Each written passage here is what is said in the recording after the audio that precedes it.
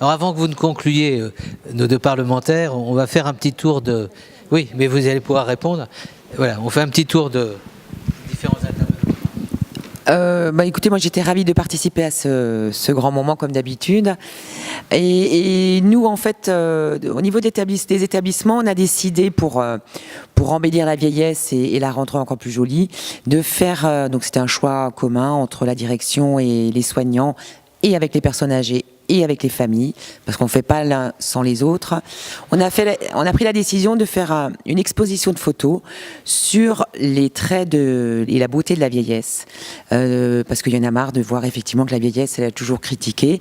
Et on a fait intervenir 2 photographes, dont un qui fait partie d'une école de photographie qui est un jeune homme de 20 ans, mais qui s'est éclaté avec nos résidents, et l'autre c'est un amateur, mais qui fait de magnifiques photos.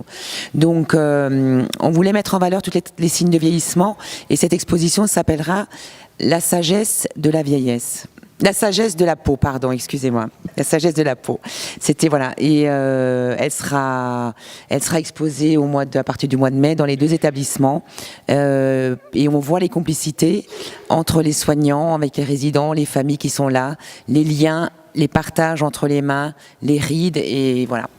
En tout cas, je voulais vous remercier encore pour votre rapport, et j'espère qu'on va effectivement, comme dit Madame de Vivi, qu'il faut qu'on avance dans ce domaine-là. On compte beaucoup sur vous. Et bien avec plaisir. Donc moi, je voulais juste vous remercier d'être venu chez nous pour ce sujet qui m'intéresse énormément, comme je l'ai déjà dit. Et je vais en profiter pour annoncer ma collègue Karen Tayeb, qui s'occupe du handicap, fait tous les mois un mardi de la santé, et le 25 juin, ça va être sur les aidants. Elle m'a demandé de partager ça avec vous, si le sujet vous intéresse. Alors même chose, même envie, on va demander à tous les établissements labellisés de s'ouvrir le même jour. C'est-à-dire qu'on va leur demander, le jour de la Journée nationale des aidants cette année, le 6 octobre, de faire la fête, d'ouvrir leurs portes, et surtout de monter des ateliers pour vous montrer ce que ça veut dire que de vieillir debout quand on a une maladie neurodégénérative. Et on va demander à toutes les familles, les élus, tout le monde, de venir et de partager l'envie d'y arriver, parce que moi j'ai bien l'intention que ma maman puisse un jour rentrer dans un établissement de ce genre-là. Et puis moi demain, moi après-demain. Voilà, je suis très très égoïste en fait. On est tous comme ça.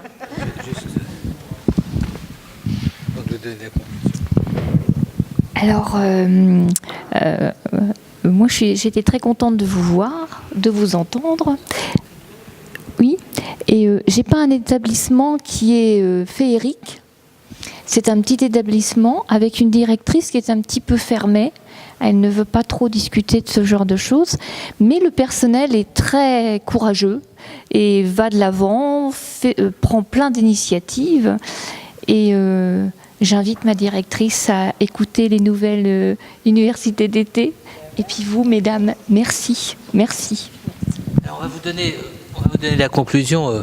D'abord en vous remerciant bien sûr de ce que vous êtes et de ce que vous avez réalisé, de ce que vous avez rédigé. Ce qui me paraît, en tant qu'observateur non professionnel d'EHPAD, juste à dire, c'est que vous êtes attendu et que cette attente, elle s'est construite à travers le temps. Et à mon avis, vous avez un terreau tout à fait favorable pour implémenter tout ce que vous avez proposé. Et quand on voit les choix politiques aujourd'hui, on peut s'imaginer que dans les responsabilités de nos responsables aujourd'hui, il y a véritablement à prendre en compte ces vulnérabilités-là. Et probablement que c'est un marqueur, et vous le dites dans votre rapport significatif, que l'attention qu'on va consacrer aux personnes à la fois âgées dans la cité, mais également en perte d'autonomie. Et vous portez probablement des axes politiques, me semble-t-il, les plus forts aujourd'hui, les plus significatifs. Est-ce que vous arriverez à le faire comprendre à vos collègues parlementaires? Et est-ce que vous avez le sentiment, c'est un petit peu la réponse que j'attends un peu de vous dans votre conclusion, est-ce que vous avez le sentiment qu'on pourra célébrer ici à la mairie du 4e des avancées cette fois concrètes, tangibles, sachant qu'elles sont tellement attendues?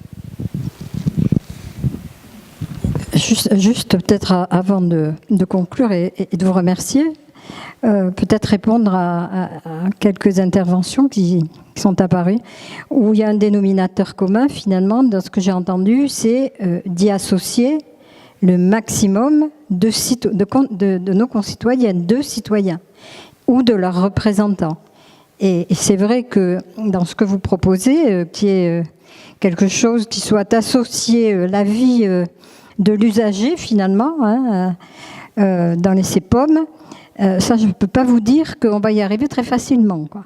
Parce que c'est vraiment, et c'est bien là l'objet aussi, y compris du rapport, c'est de détechnocratiser ce secteur qui, encore une fois, l'est réellement. Il est réellement dans la mesure où vous avez déjà plusieurs financeurs, alors qu'il s'agit chaque fois d'argent public, sauf pour l'hébergement, où ce sont en effet les personnes qui participent, sans savoir toujours d'ailleurs ce à quoi ils participent.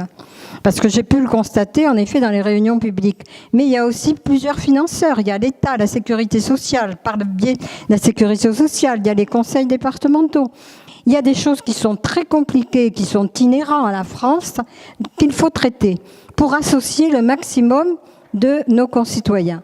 Et donc, c'est ce à quoi on travaille, c'est ce à quoi a travaillé aussi le rapport et a donné des préconisations. Donc ça, on y travaille.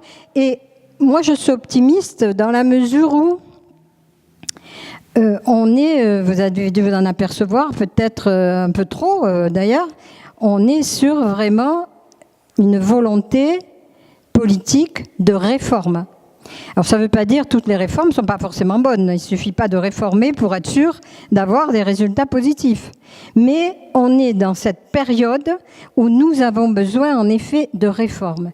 Et qui dit réforme, eh bien dit qu'il faut qu'elles soient en effet ces réformes comprises par nos concitoyens et utiles pour eux. Donc, cette volonté d'y associer, ça dépend des parlementaires que nous sommes, du gouvernement, mais ça dépend aussi beaucoup des acteurs dans une société démocratique telle que nous l'avons. Donc, si vous pouvez compter sur nous, ça j'en doute pas, en tout cas en ce qui nous concerne, vous deux, on doit pouvoir compter sur vous.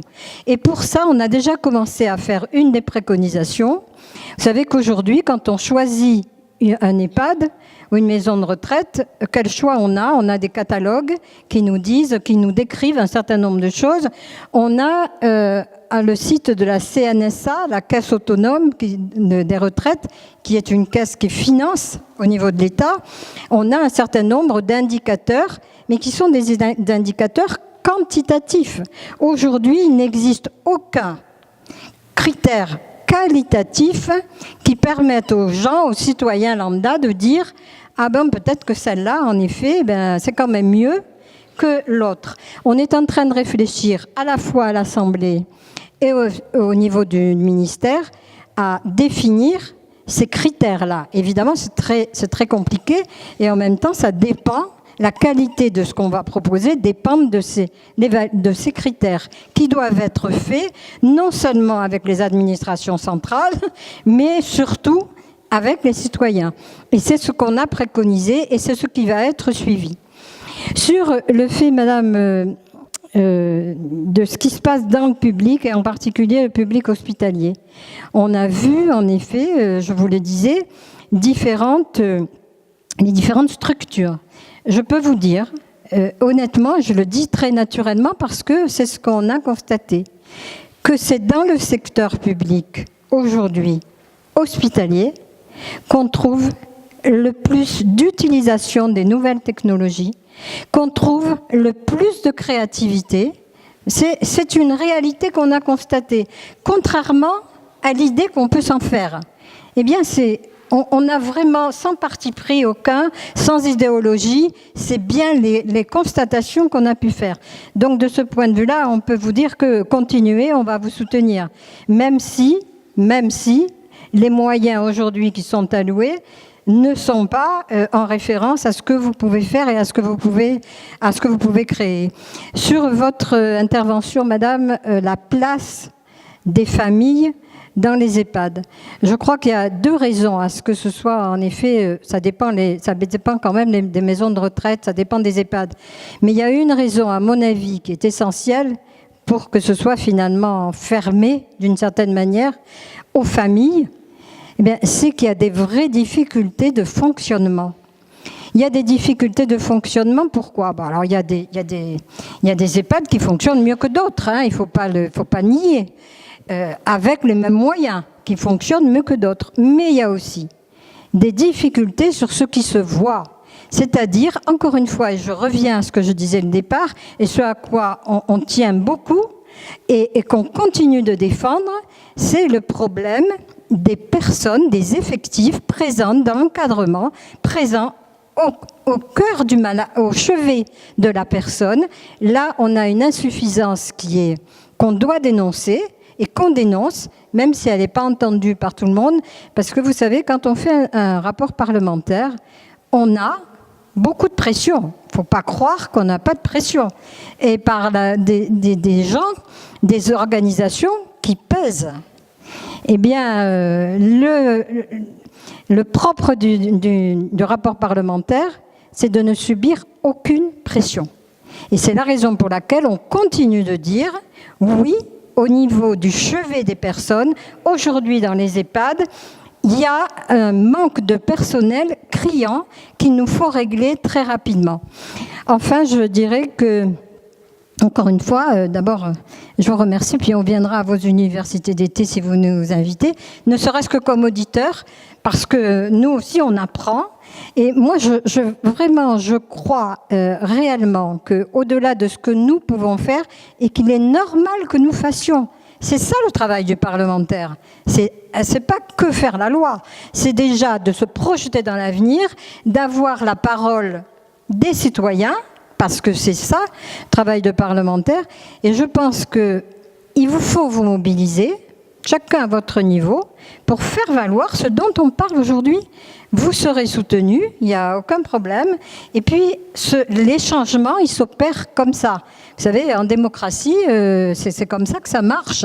Et donc, voilà, vous pouvez compter sur nous, mais nous, on vous demande, en effet, de vous mobiliser de manière à ce qu'on puisse aussi compter sur vous. Voilà ce que je voulais vous dire. Donc, effectivement, merci de nous avoir invités à cet après-midi. Pour répondre rapidement à 2-3 petites choses, Madame Iborra l'a bien fait. Juste pour revenir, c'est vrai que l'histoire des poulaillers, alors, on l'a pas mis dans le rapport, mais enfin moi c'est quelque chose que j'ai découvert après qu'on l'ait écrit chez moi. Il serait peut-être bien qu'on puisse manger les œufs des poulaillers. Parce que là, actuellement, on a des poules, elles pondent des œufs, des beaux œufs, mais on n'a pas le droit de les manger. Donc... mais on fait des gâteaux avec des briques de blanc d'œuf et des briques de jaune d'œuf, alors qu'il y a des beaux œufs dans les poulaillers. Donc c'est pour ça, vu qu'on en parlait, ce serait bien.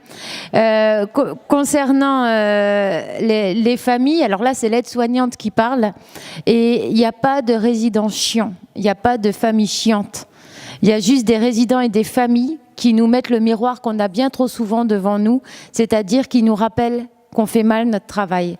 Et donc, quand on vous répond mal aux familles, c'est le message que je veux faire passer, c'est quand on vous répond mal ou qu'on répond mal aux résidents qui nous dit qu'on fait mal notre travail, c'est parce qu'on en a conscience et que ça nous fait doublement plus mal de l'entendre, parce que déjà, le soir, en rentrant à la maison, il faut pouvoir se regarder dans la glace et se dire c'est pas génial ce que tu as fait aujourd'hui. Donc, en fait, on ne vous fuit pas, on fuit pas la réalité, mais on sait que pour les familles, c'est difficile. On sait que nous, on est aussi des familles et qu'on n'aimerait pas arriver dans la chambre et voir un de nos grands-parents dans l'état qu'on peut trouver certains de nos résidents. Mais ce qu'on sait aussi, c'est qu'on est au maximum. Et on n'a déjà pas le temps de répondre et de dire rien qu'un bonne nuit aux résidents. Et donc, du coup, on préfère... pas mal vous parler, mais vous mettre de côté pour que les 30 secondes qu'on peut avoir dans nos heures de travail, on puisse les donner à tendre une main à quelqu'un. Donc voilà, prenez-le vraiment comme ça, c'est pas parce qu'on ne vous aime pas, c'est que c'est très compliqué et que le manque d'effectifs fait qu'on en est arrivé là. Mais voilà, si c'est un message à faire passer, c'est bien celui-ci. Et concernant les locaux, on parle toujours d'argent, moi j'ai envie de répondre que mais pourquoi je ne mériterais pas qu'on finance un bel établissement en cœur de ville. Ça coûte cher, ok, mais et qu'accessoirement, si on refait tous les calculs, quand vous êtes en sortie de ville, si vous voulez faire une sortie au supermarché, il faut louer un minibus, il faut du personnel, alors que si on est au cœur de ville, on y va tout seul et à pied. Donc il y a tout ce calcul et rien n'est impossible. Enfin voilà, il faut pas se mettre des barrières parce que alors qu'on commence seulement à entrouvrir la porte du possible, on commence à mettre des verrous. Je pense qu'on aura des difficultés. Et concernant l'avenir, je vais faire passer un petit message, parce que du coup, vous aviez dit que c'était filmé.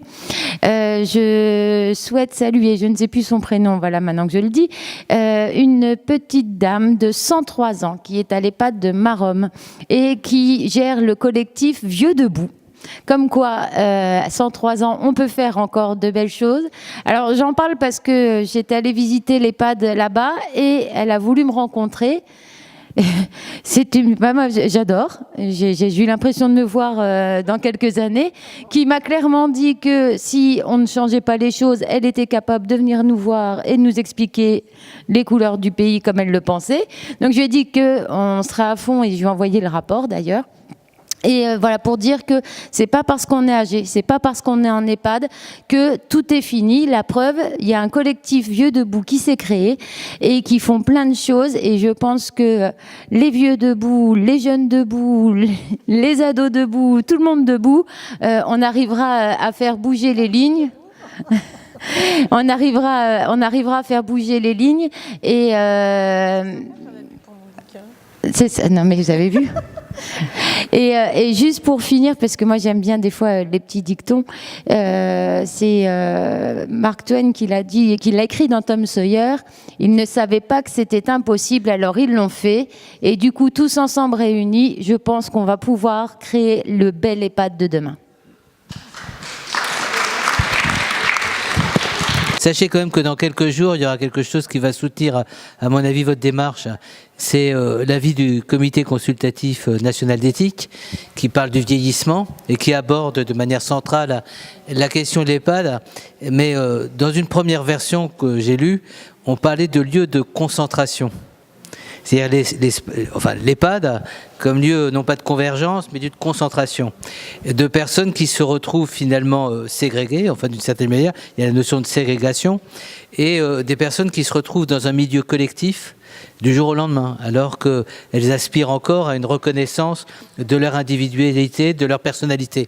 Et quand on discute avec des architectes qui travaillent sur les EHPAD, de plus en plus, ils travaillent sur la notion d'intimité. Comment préserver des espaces de vie qui permettent à la personne de se retrouver elle-même sans être dans cette convivialité imposée qui est souvent de la promiscuité. En tous les cas, je pense qu'il y a des approches qui, dans le détail, peuvent permettre, sans grands efforts financiers, de redonner à certains EHPAD, quand c'est justifié, cette dimension de lieu d'humanité, à la fois pour ceux qu'on y accueille, mais aussi pour ceux qui y travaillent. Puisque finalement, on voit que l'attention portée aux professionnels détermine pour beaucoup l'attention qu'ils vont porter aux personnes dont au quotidien, elles vont assurer quelquefois une responsabilité qu'on ne dit pas assez, qui est aussi la responsabilité d'une famille. Et une interrogation que nous, on porte à l'espace éthique, c'est comment aussi déprofessionnaliser et démédicaliser ces questions, comment les resocialiser. Caroline Fiat a fait une proposition de loi sur la fin de vie importante. Je suis sûr que dans les mois qui viennent, à travers d'autres propositions, il y aura des évolutions. Et vous voyez qu'à travers ce débat, c'est pas la fin de vie, c'est la vie jusqu'au bout de personnes qui veulent être maintenues dans un contexte social qui les privilégie d'autant plus que leur vie est limitée, leur capacité effectivement d'y participer est limitée. Je crois que c'est par ce côté-là aussi que le politique doit reprendre la question des EHPAD, non pas uniquement en termes institutionnels, parce qu'il n'y aura à mon avis jamais d'EHPAD idéal. Je ne pense pas que chacun d'entre nous aspire à terminer ses jours dans un EHPAD. Uniquement, c'est des lieux de vie qui doivent être dans la vie. Donc, ce que j'ai trouvé intéressant dans votre rapport, c'est comment décloisonner et comment être aussi dans des dynamiques. Et vous avez dit, et on a noté que vous viendrez à notre université d'été, ça sera notre 8e université d'été qui aura lieu à Biarritz. Et au tout début, en 2010, on nous avait confié à l'espace éthique, dans le cadre du plan Alzheimer, l'Alzheimer, c'était l'exclusive. Ensuite, avec François Hollande, on a ouvert aux maladies neurodégénératives. Et vous savez qu'on a débaptisé notre appellation neurodégénérative pour parler des maladies neuroévolutives. Et je crois que ce que je retiens aussi dans votre rapport, c'est cette notion d'évolutivité. C'est-à-dire la personne n'est pas statique. De la même manière qu'on avait un témoignage dans le superbe film où il y avait une dame qui disait qu'elle évoluait aussi avec la maladie. Donc il y a toutes ces évolutions. Et probablement ce que ça va permettre, votre rapport, c'est d'avoir des voies et des horizons d'évolution. Et à vous donner des caps, à chacun, les uns et les autres, de s'y investir. Mais je ne pense pas que la réponse ne puisse être que professionnelle. Elle ne peut pas être que technique. Une de nos grandes inspiratrices, qui n'est pas là aujourd'hui parce qu'on l'économise dans ses sorties, c'est Catherine Olivet. Catherine Olivet, donc, qui a des responsabilités importantes à France Alzheimer et qui est vraiment pour nous quelqu'un d'inspirateur. C'est la présidente d'ailleurs de l'espace éthique de notre conseil d'orientation. Elle dit qu'il ne faut pas confondre l'aidant et l'aimant. Et comment aussi, chez les professionnels, le professionnel, même s'il est dans une position quelquefois un peu distante, doit être aussi en capacité d'amour pour des personnes qui n'ont plus que cet amour-là dans leur vie. Parce que là, on est un peu idéalisé en disant les personnes dans les EHPAD, il y a les proches. Et moi, je trouve que c'est extraordinaire d'être le proche qui va accompagner jusque dans l'EHPAD avec tout ce que Madame évoquait. Mais il y a aussi la solitude abyssale de personnes qui n'ont plus personne d'autre, plus aucun sourire, plus aucun regard que ceux des professionnels. Je pense que c'est un image, en conclusion, qu'on doit leur rendre. Voilà, tout ça pour dire que c'était important cette rencontre. Beaucoup de personnes n'ont pas pu venir pour des raisons de grève ou des raisons de vacances. Je ne vous regarde pas particulièrement pour la question de grève, Caroline Fiat. Vous n'y êtes pour rien. Oui, mais vous, je suis sûr que quand vous serez là, les cheminots, ils vous feront votre train spécial pour vous, tellement vous êtes engagés. Mais juste pour conclure, un immense merci. Merci aussi à vous toutes et à vous tous.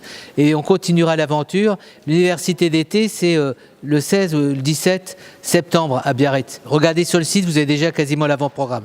Bonne fin de journée à chacun. Merci beaucoup. Merci infiniment.